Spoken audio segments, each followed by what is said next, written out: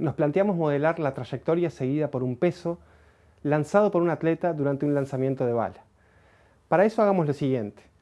Modelemos la bala por un punto, es decir, vamos a representar ese peso por un punto en el plano coordenado y vamos a elegir el sistema de ejes de modo tal que el eje horizontal coincida con el suelo y el origen con la posición del atleta en el momento del lanzamiento.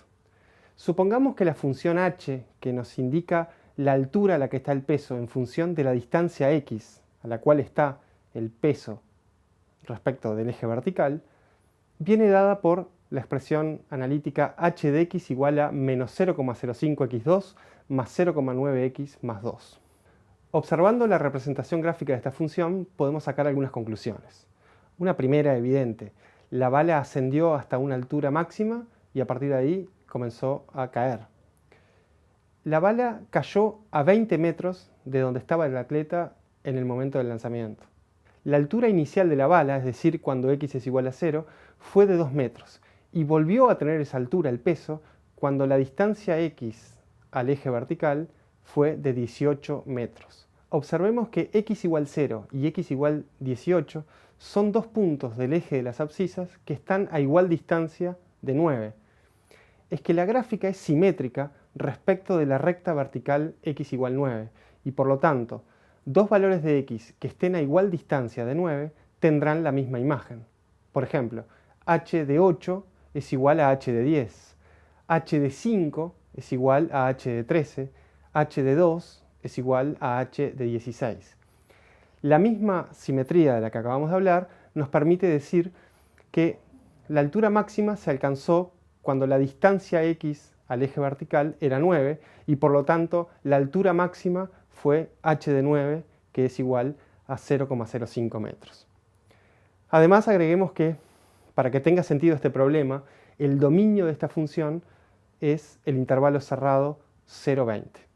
El modelo matemático utilizado para representar esta situación es una función polinómica de segundo grado o función cuadrática y su gráfica es una parábola.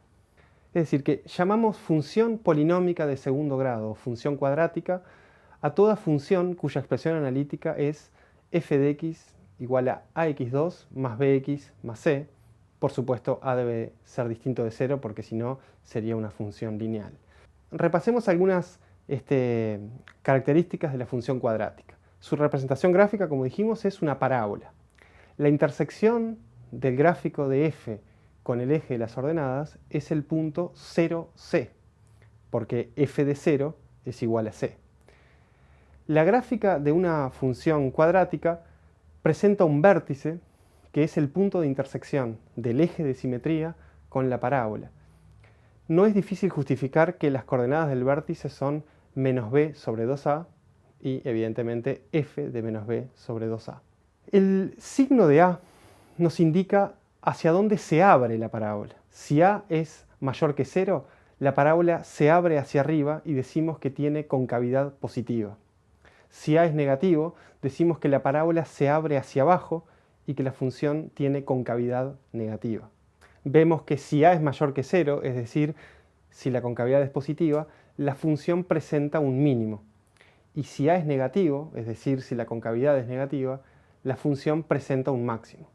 Además, el valor absoluto de a modifica la abertura de la parábola.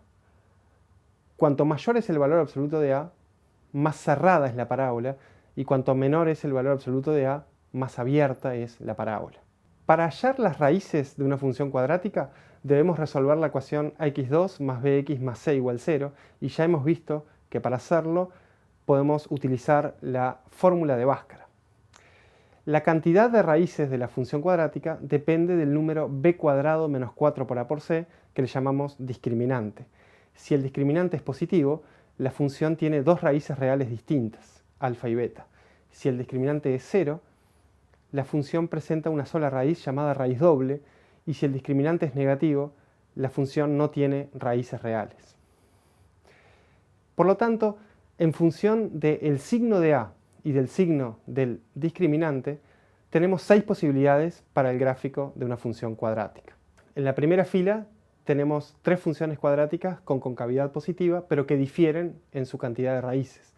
En la segunda fila tenemos tres funciones cuadráticas con concavidad negativa, pero con diferente cantidad de raíces cada una.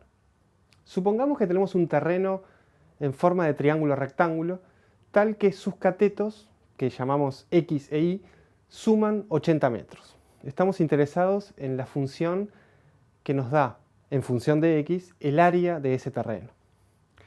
Sabemos que el área del terreno viene dado por x por y dividido 2.